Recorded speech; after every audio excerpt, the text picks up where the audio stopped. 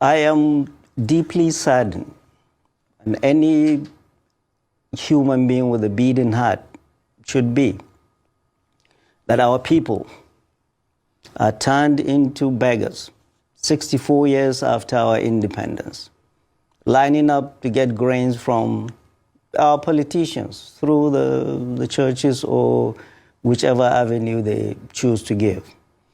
This is a very rich and endowed country, and this is where we have descended. I'm truly saddened. My thought and prayers go to the families of the lost ones. But we shouldn't be seeing what we are seeing. The good book said, when the righteous are in power, the people rejoice. But when the wicked rule, the people groan. Millions of Nigerians today are groaning. They're hungry in this our land of plenty. I have been screaming this all across the land for the past 9-10 months here with some graphics that there is hunger in the land. Millions of Nigerians, predominantly women and children, go to bed hungry with no certainty of having anything to eat when they wake up. In this our land of plenty. And you come to Abuja, what do you see our politicians doing? Living it up. Look at the budget. All they're interested in is their creature comfort. Nigeria, this, the land I grew up in, the land that gave me all I got. We are now reduced to beggars by no less people than our leaders. This hunger is self-imposed. In a country that is not officially at war, in a country that we don't have famine, the rains have not failed. We have beautiful rain, but common rice is out of reach of the common man. When this government came to power, a bag of 50 kilos of rice was 8,500, now is hitting 90,000. What is the minimum wage? I tell you, 90% of Nigerian households cannot buy a bag of rice. So the government, from the state to the federal, they are weaponizing hunger. And you see, I go to Katsina, what do I see? I see a bag of rice with the face of the president, and I feel insulted. It's just like you see. Would you see the face of Guterres, the Secretary General of the United Nations, on a bag of rice that they are given, UN is given to refugees? These politicians are treating all of us, all Nigerians, as conquered people. And they are throwing grains at us. Professor, while they are living it up. And to answer your question, again, yes, sir. Like I said, it's based on the security information we got when we arrived Finland. Again, some people didn't know. I arrived Finland way ahead before that convention started. And when I was in Finland, I was able to get to so many places, do a lot of underground investigation before even that week that Biafra started arriving. So it was based on those security information we got, and based on some Brigade cabinet members that wanted to disrupt the restoration, the independence of Biafra, and also based on some of the plans and the plots that we got from Nigeria.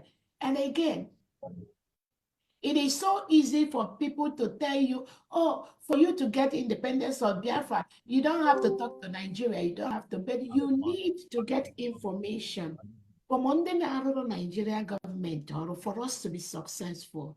And that is one of the reasons why Biafra has been successful, because get intelligence from the Nigerian government or from your enemies, it may be difficult for you to succeed. So those stupid idiots telling you, you don't have to talk to Nigeria person for you to get Biafra.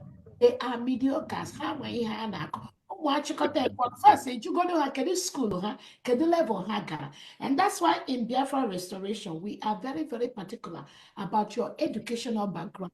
Again, and when ending with a sense, they don't have to go to school. Mama, when you have onye gara school certificate, or na onye gara PhD holder, how to go? Nke nwa na onwe gị amago that na onye ebe ndị agha ji azụ eje icheki ụmụ achịkọta ekwe ọnụ some of them all school cert holders, some of them may finish primary school mana ọ dị na-abịa COS ka a ga-esi wee mee iwu ka a ga-esi wee ga a ga-esi some of them they do not even donate to this restoration. I promise you that. Some of them everything ha na-eme like ndị kpọrọ onwe ha the ex media, everything ha na-eme na this restoration prime minister na-enye ha free. Ha da-akwụ ụgwọ hotel, ha da-akwụ ụgwọ flight, ha da-akwụ ụgwọ ebe ha nọ ma enwe event in Finland. These are the people who gather and make social media, and some idiots want to listen to them. They want to listen to them. People that don't contribute nothing to this struggle. I go 6 months, I never $50. I go 6 months, I never $100. I join a social media and they make noise, and people are listening to them. So the point I'm trying to make is this: that level I had some of them by a long time ago. Yeah, our level on the Ocho surrounded our leader Nnamdi Kanu, and eventually they have been relegated to the trash can. Is the level that some of them are. Before you pick your fight, and when then I say pick your battles, make sure you pick your battles. Do not pick your with somebody currently. Do not do that. Calculate and pick your battles. Obo battle niile ka ị ga-fight. Obo battle niile ka m ga-fight. Obo battle so ọ ga-abụ nnesi anya. Ifo that na you are just the person na-enye onye ahụ oxygen to survive. Once you remove yourself from that, that oxygen is extinguished. The person, they will just die a natural death. So what you see that happened in Finland was done based on not just intelligence, also based on security, and also based on the report that we got of some disgruntled elements. That's why they keep looking for Dogo. Yeah, and I say on they can never get up Batobie. Some of them even say that no way he made up Batobie, that he purposely planned to be away. So these are the mindset of these individuals. Thank God. Because the way they invade, the way they disinform, the way they disturb Obatobie, the way they hound him, the way they go behind and invade and mob Obatobie. Obatobie was looking for an opportunity to do away with all of them. And that opportunity happened in Finland. So what we did in Finland was the right thing. Like I told people, we cannot come to Finland for a 5 days convention and we are singing, dancing, maybe doing culture and making an amen. But at the end of the day, we did not get our declaration of the United States of Biafra, which was the major reason why all of us took out time from our different locations to be in Finland. So based on the report we got, based on the security report, both from the one Tinubu and his co was doing, based from the one that Nnamdi Kanu's wife was doing, based on the report that some Brigade cabinet members were doing, based on the reports that some DOS members were planning, based on all that report, I believe, and the cabinet members decided that now our declaration must be done on day one. And once it was done, we were free. Anything we did on 2nd December, it is okay. And like I said, we can have declaration for 1 week, 2 weeks, and 3 weeks. But what we did was something that Nigeria government never wanted to happen.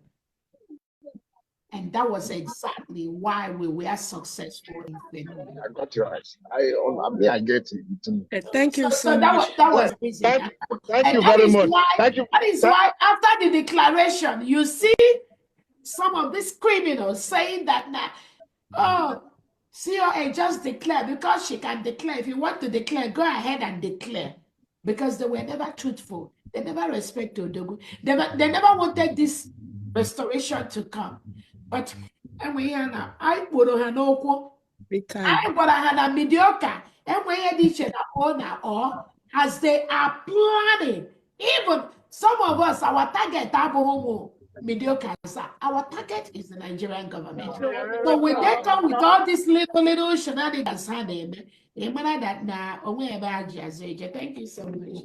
Thank you. Okay.